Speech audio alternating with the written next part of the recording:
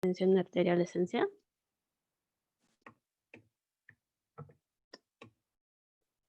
Y bueno, de acuerdo a la guía AJA del 2020, esta la considera que es la principal causa de muerte a nivel mundial.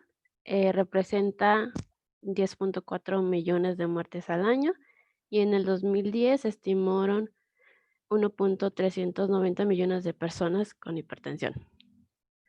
Bueno, como primera pregunta, ¿cómo se define hipertensión arterial? A, con una presión mayor de 140/90 en una sola ocasión.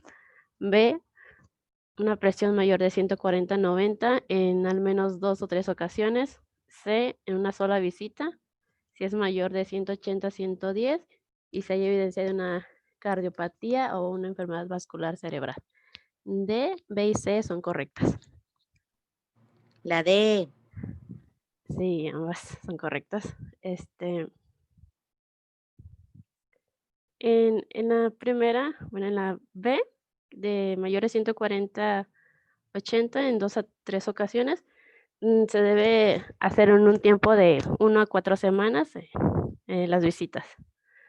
Y la clasificación, tenemos la de en la tabla 1, la medición en el consultorio se considera, pues, normal si es menor de 130/85, presión normal alta de 130/139 la sistólica, diastólica de 85/89, grado 1 de 140/159, diastólica 90/99, grado 2 mayor de 160/100.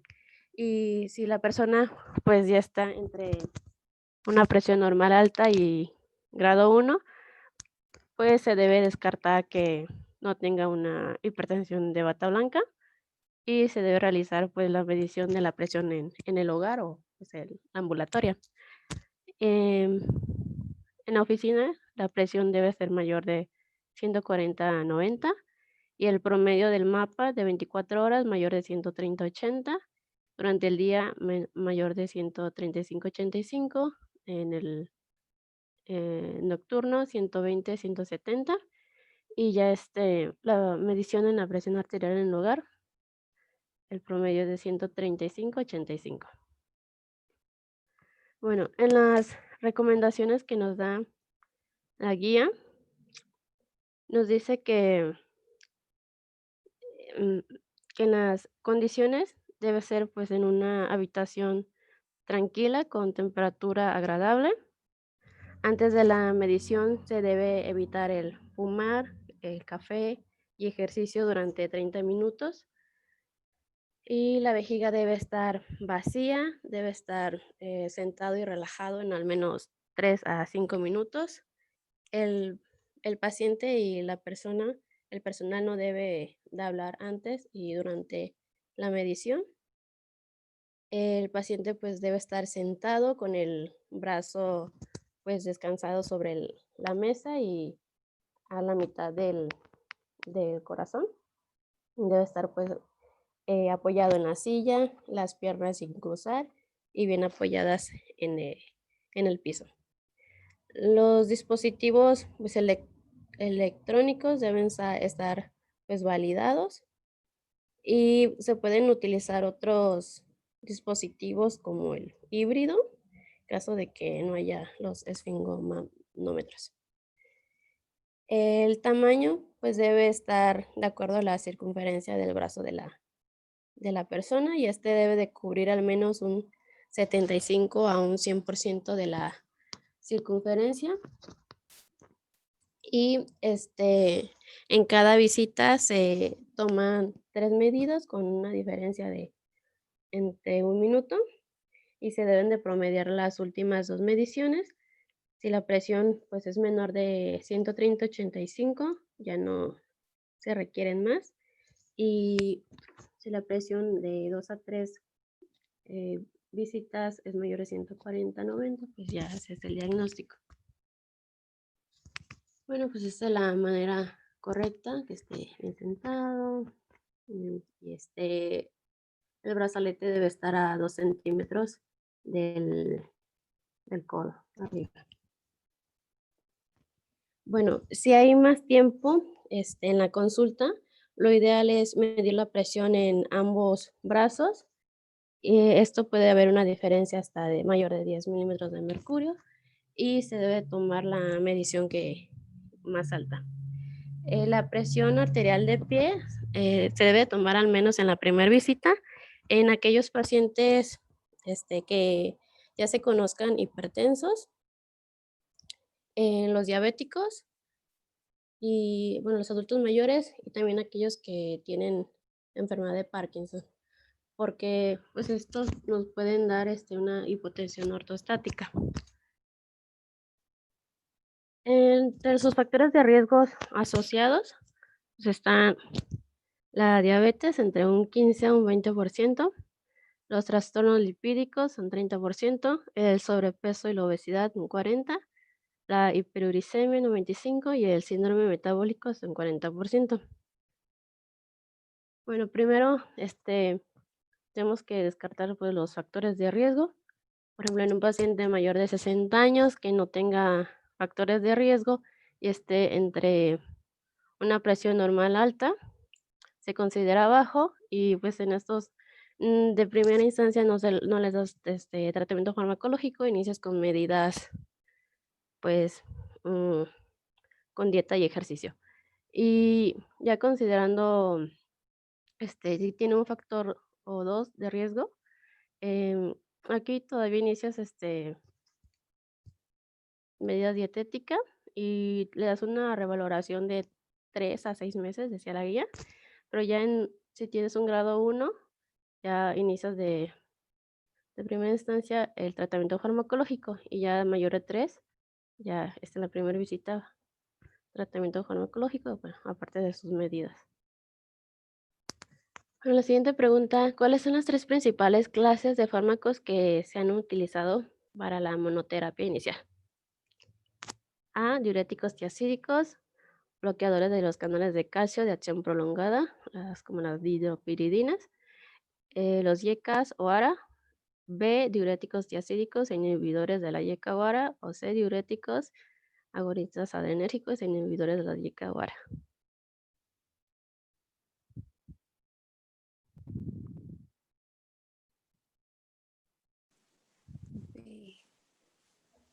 La A. Ujú. La B de bueno. La. ¿A la otra? La. Ajá. Así. Y el A. Bueno, los negritos, sí. Bueno, en la guía, aquí nos mencionan 2 términos, que es lo esencial y lo óptimo. Lo esencial se refiere a los medicamentos, pues, que se tengan al momento, los disponibles.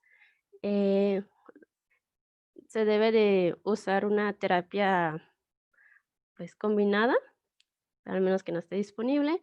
Prefieren los diuréticos tiacídicos y si no hay, pues, los clásicos. Y, de los calcioantagonistas, se prefieren los dihidropiridínicos, y si no están disponibles, pues los no hidropiridínicos, como el verapamil o el diltiazem. Y bueno, en ambos coinciden que el uso de los betabloqueadores en pacientes hipertensos se debe usar solamente en condiciones específicas, con falla cardíaca, postinfarto, una fibrilación auricular, mujeres jóvenes que estén planeando embarazo. Y lo óptimo ya es como se refiere pues a la terapia ideal. El primer paso es que se debe dar una terapia dual a dosis bajas, ya sea con un ARA2 o un YECA, más un calcio antagonista dihidropiridínico. En el paso 2 se deben aumentar las dosis. El paso 3 ya agregan lo que son los diuréticos tiacidas. Y el paso 4 ya se considera pues, la hipertensión resistente a los 3 esquemas y se le agrega lo que es la espironolactona, em, de 12.5 hasta 50 miligramos al día. En pacientes adultos mayores de 80 años, frágiles y con riesgo de una hipertensión grado 1, pues ahí en ellos hay que considerar solamente la monoterapia. En pacientes con un EBC, adultos mayores y falla cardíaca, o que tenga intolerancias a los calcioantagonistas, se debe considerar los ARA2 o un YECA y los diuréticos diazídicos. En pacientes de raza negra se considera el ARA2 y un calcio antagonista o un calcio antagonista más un diurético tiazídico. Y bueno, se debe tener precaución con la espironolactona y los ahorradores de potasio, en especial cuando se tenga una tasa de filtrado menor de 45 o que el potasio sea mayor de 4.5. Bueno, y nos habla de la hipertensión con sus comórbidos. En los que tengan enfermedad arterial coronaria, su meta de tratamiento es que esté menor de 130/80. Se manejan, bueno, en pacientes de edad avanzada, menor de 140/80. Y se deben manejar con un ARA, un calcio antagonista o un beta bloqueador. Y debe tener su objetivo de tratamiento hipolipemiante menor de 55 miligramos. También con el tratamiento antiplaquetario y su ASA. En pacientes hipertensos y con un EBC previo, su objetivo es menor de 130/80 y en pacientes de edad avanzada menor de 140/80. El tratamiento pues es un ARA2 o un calcio antagonista o un ARA2 más un diurético de primera línea.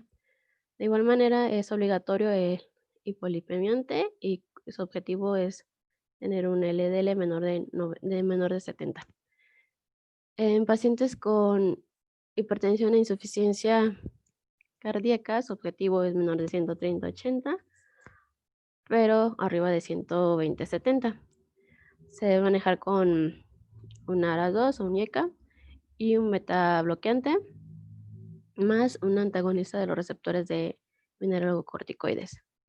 Y los calcioantagonistas solamente van a estar indicados cuando no se logra la meta y pues bueno, siempre los didopiridínicos. En pacientes con hipertensión y enfermedad renal crónica, la meta es menor de 130/80, en pacientes de edad avanzada menor de 140/90 y los ideales son los YECA o los ARAS, ya que pues bueno, estos van a reducir lo que es la albuminuria. Y si no se logra, pues se puede agregar el calcio antagonista y los diuréticos, ya cuando la tasa de filtrado pues es menor de 30. En la hipertensión y la diabetes, su objetivo es menor de 130/80, en pacientes de edad avanzada 140/80 y el tratamiento es un ARA2, un calcio antagonista o un ARA2 y un diurético. Y estos pues deben incluir las estatinas, reducción de las LDL menor a 70 o menor a 100, según la presencia ya de complicaciones o de daño a órgano. Bueno, la siguiente pregunta es, ¿cuál es el tipo de dieta de primera línea en el tratamiento de la hipertensión arterial?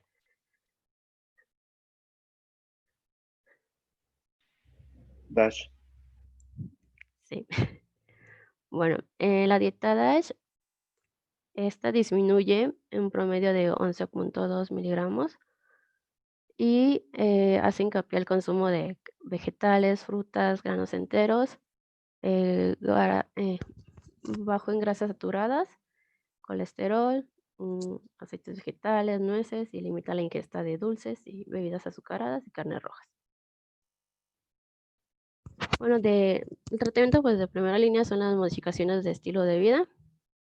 La reducción del peso, pues esta va a disminuir del 5 al 20 miligramos de mercurio, la presión arterial sistólica, la dieta entre 8 a 14, la reducción de ingesta de sal, bueno, aquí dice de 2.4 gramos, pero hay otros, en la guía decía de 1.5 hasta 2 gramos.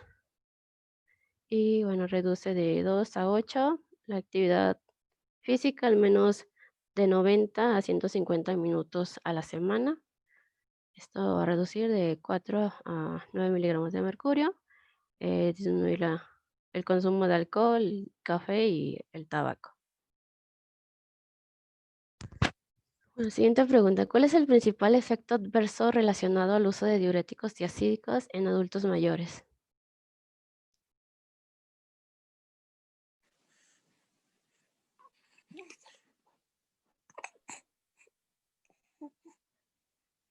Hiponatremia. Ujú. Es la hiponatremia, que esto se suele presentar en el primer mes del tratamiento y sus principales factores de riesgo es tener una edad mayor de 75 años, ser femenino y la hipopotasemia al inicio del tratamiento. Por eso, cuando se inicia, se debe tomar la medición, pues, al inicio y al mes. La dosis es de 12.5 hasta 25 miligramos al día. Siguiente pregunta, ¿cuáles son las ventajas de los bloqueadores de canales de calcio?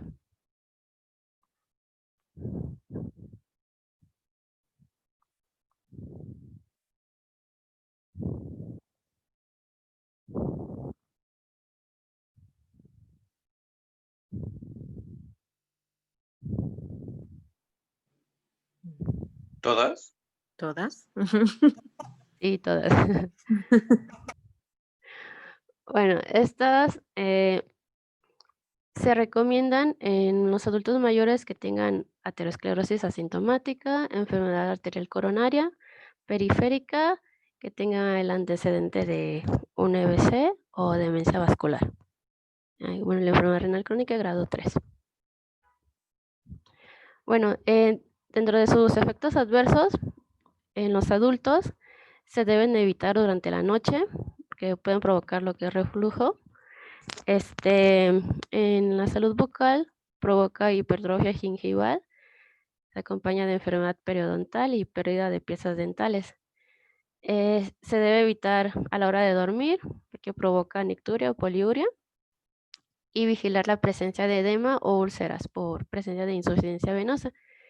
El edema se produce hasta en un 7.5 hasta un 34%, y en este caso, se recomienda agregar lo que es un yeca o un ara para reducir el edema y evitar los diuréticos.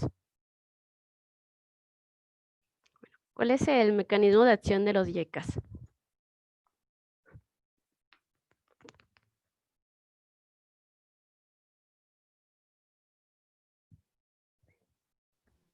La B. Y, bueno, este algoritmo lo saqué de las guías de práctica clínica. Y aquí nos dicen que si sospecha de un paciente con hipertensión, si en la primera visita está mayor de 180, 110, pues ya es hipertenso. Y si no, pues en al menos 2 ocasiones de 140 90, sí, es y no tiene, hay sospecha de hipertensión de bata blanca, pues si no se sospecha ya se hace el diagnóstico y si sí, se debe pues hacer el monitoreo ambulatorio o el domiciliario.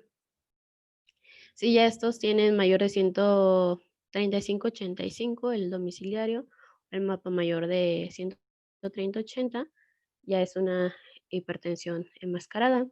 Y si no, pues ya se descarta. Después se deben de identificar las causas que sean reversibles o tratables, evaluar el daño a órgano blanco, los comórbidos y identificar las barreras de adherencia al tratamiento, como son el déficit visual, auditivo, el aislamiento y la mala red de apoyo. Pues principalmente iniciar con tratamiento no farmacológico, con cambios de estilo de vida, dieta, ejercicio, reducción del tabaco o alcohol. Y bueno, después se debe de evaluar el riesgo cardiovascular de acuerdo a los criterios de Framingham y posicionarlos si es un adulto entre 65 a 79 años con un riesgo menor del 20% a 10 años. Si es un paciente entre 65 y 79 años con un riesgo mayor de cardiovascular mayor de 20 a 10 años, o si ya es un adulto mayor de 80 años. Bueno, después de clasificar el riesgo, vemos si no tiene comórbidos, si tiene enfermedad renal. Si no tiene, pues se puede iniciar con un diurético tiazídico más un bloqueador de los canales de calcio, un YECA o un ARA.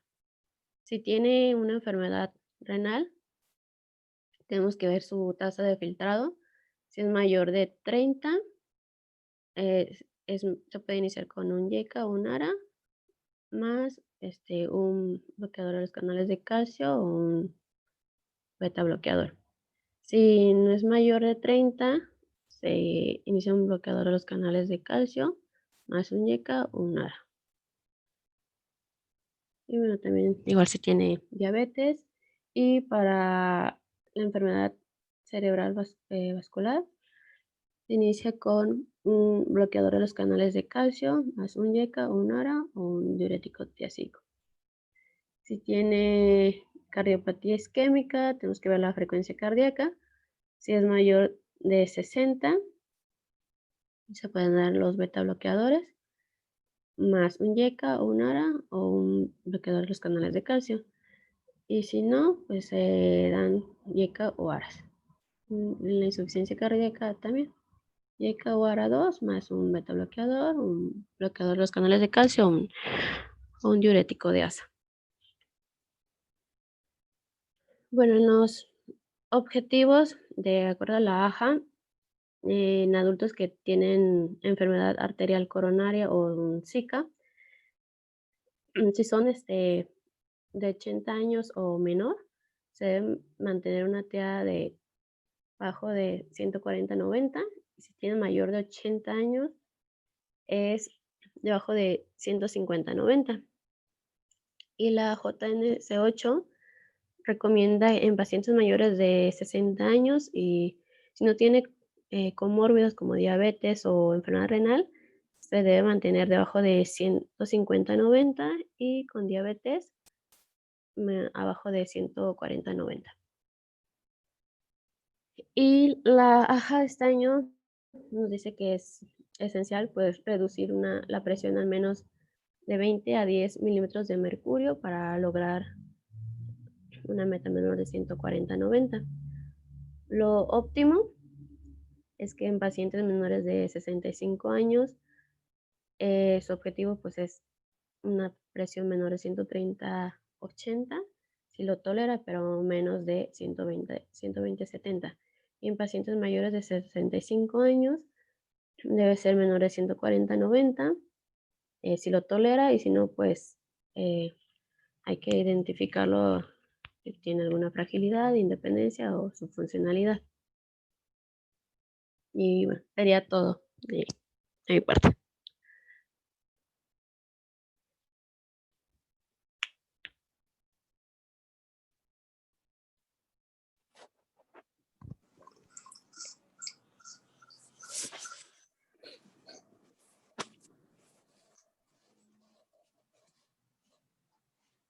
¿Quieren comentar algo?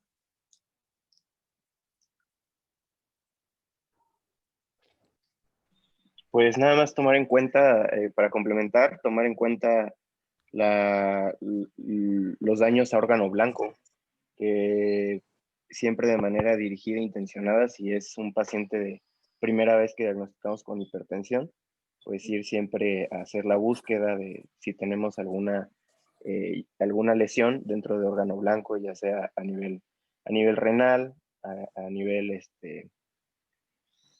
a nivel de retina, a nivel neurológico, porque muchas veces no los captamos de forma adecuada hasta que son sintomáticos estos daños de órgano blanco.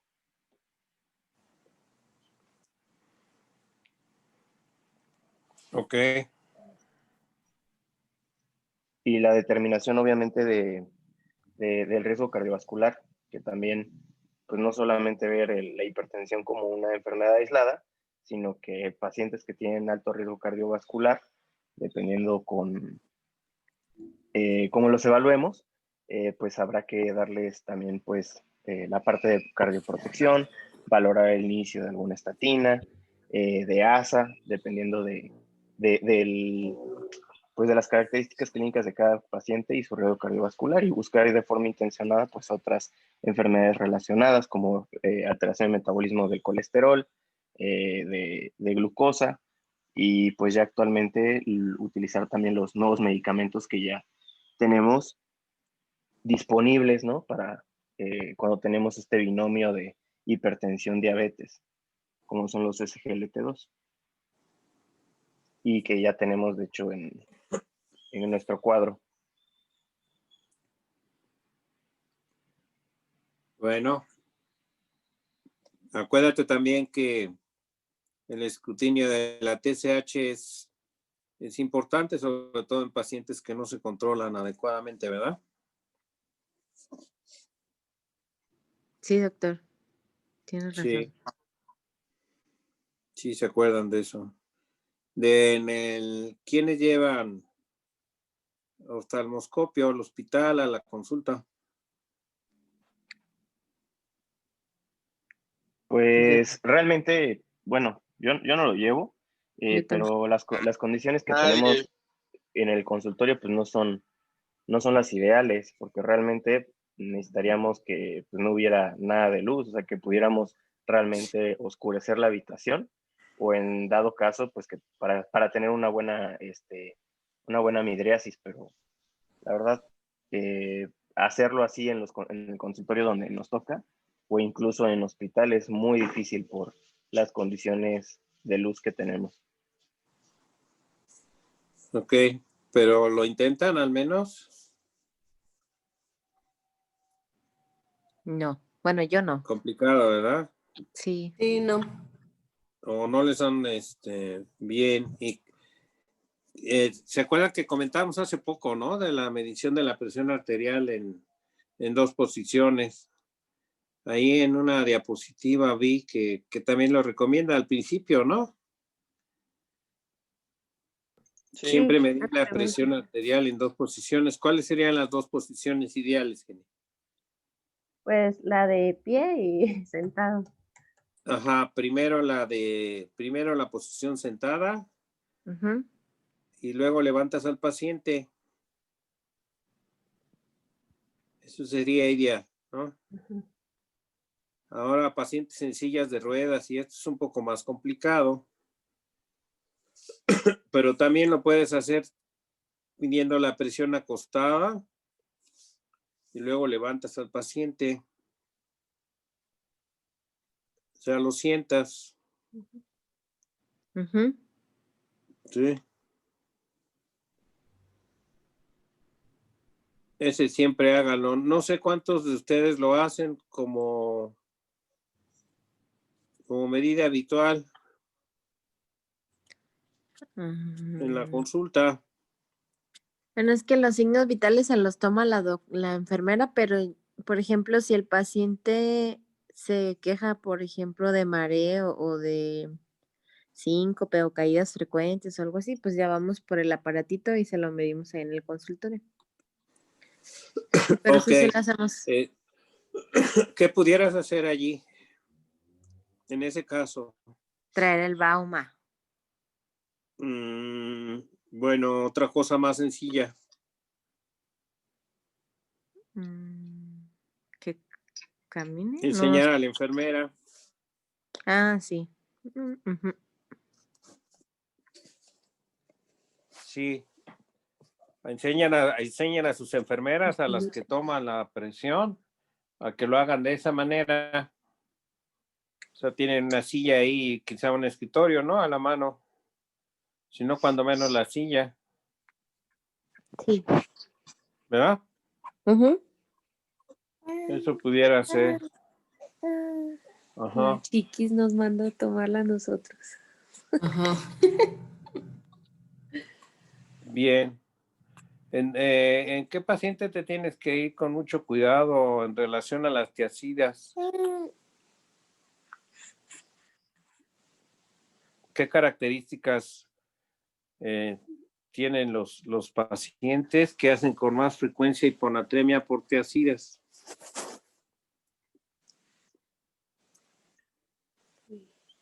Los adultos mayores. A ver. Fátima, ¿sí? No, pues digo los adultos mayores, pero Bueno, acuérdate, la hiponatremia es mucho más frecuente en mujeres, Ujú. ok. Ujú. Ah, sí, creo que sí ¿sí? lo puso. Mujeres y Y adulto mayor. adultos mayores. En adultos mayores, sexo femenino. ¿Qué otra condición? Mm. No sé si aparte les está tomando El otro índice de masa diurético. corporal cuenta. Índice bajo de masa Ok. corporal. Ajá. ¿Y qué otra condición más?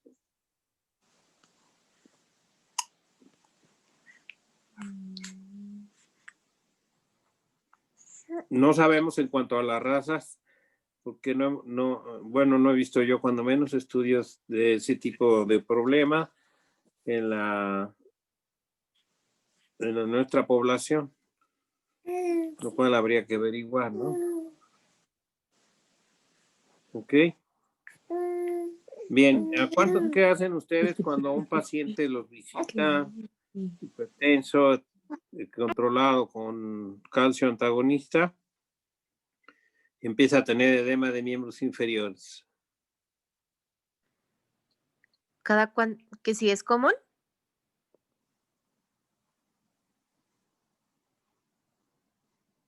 ¿Aló? Ajá. Ah, ¿Quién habló? Aleida, yo. Ah, ahí está. Ujú. Bien, a ver, sí, dime. Que si es común que lleguen todos edematizados.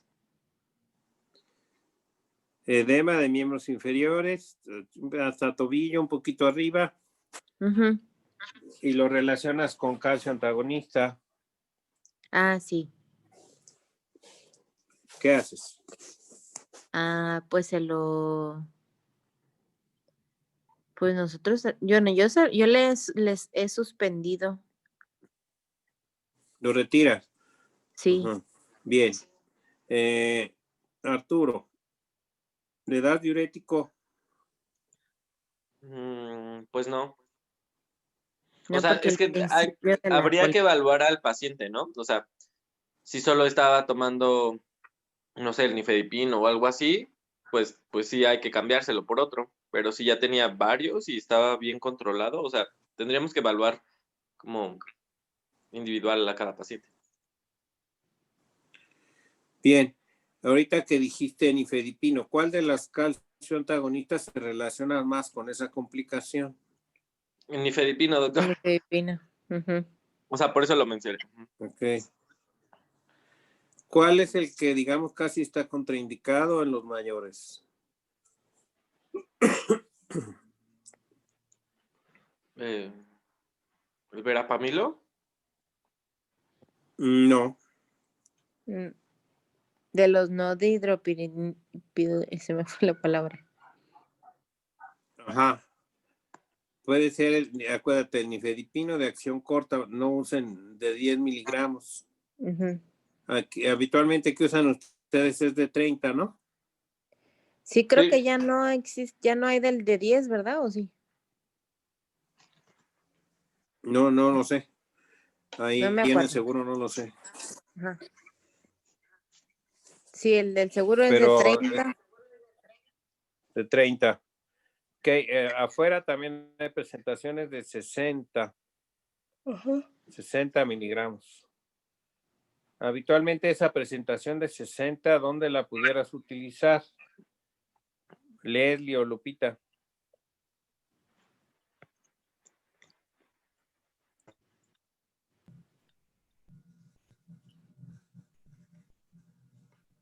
¿Aló? Pues por lo general es en pacientes nefrópatas, ¿no, doctor?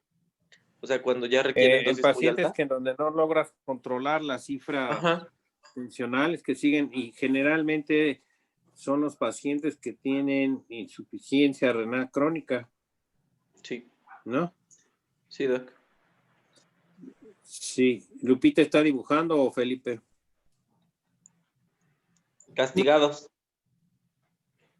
La rúbrica. Sí. Es Lupita, caray. ¿verdad? ¿O es Felipe? Se me hace que es Felipe. O Lupita. No, yo digo que es Lupita. Oh, pues. Ok. Ay, ahora que ya no te preguntan, ya Bueno, contestas, ¿verdad? ¿Sí me había preguntado algo? eh, Doc, y Preguntó que si en qué pacientes usabas el nifedipino de 60. Ok. Pero, por ejemplo, las dosis altas de nifedipino se asocian más al edema, entonces, pues sí. Ay, Lupita, no estabas atenta. No, la verdad no, perdón. ajá. Ok. Bien. Bueno, diurético de ASAP como tratamiento de hipertensión. Solo decía que en la insuficiencia cardíaca, por ejemplo, La era una. insuficiencia cardíaca. Ajá. Ajá, Ok, esa sería la indicación. sí. ¿Grado de insuficiencia cardíaca en especial o no? A ver, Pues, Carlos. perdón. Pues el diurético de asa ya lo usaríamos incluso un poco más sintomático, 3, 4, que es cuando ya tenemos más síntomas, es cuando se tiene que dar, porque incluso en el tratamiento de insuficiencia cardíaca, si tuviera hipertensión, pues no es de primera línea el diurético, únicamente cuando tenemos el problema de la retención hídrica, ¿no? Bueno, Ok. la mala distribución hídrica. En caso Piensa, pero sintomático. como tú dijiste, piensa en un paciente hipertenso con creatinina depuración menor de 30, donde tú preferirías usar un diurético, ahí preferirías entonces diurético de asa, ¿no? En esa condición. O sea, de primera línea. Puedes usar la de primera línea si la depuración de creatinina es menor de 30. Pero si Que tiene mucho. También ahí ¿verdad? dependería, ¿no? De la FEBI. Ajá. Y si está aguda o no.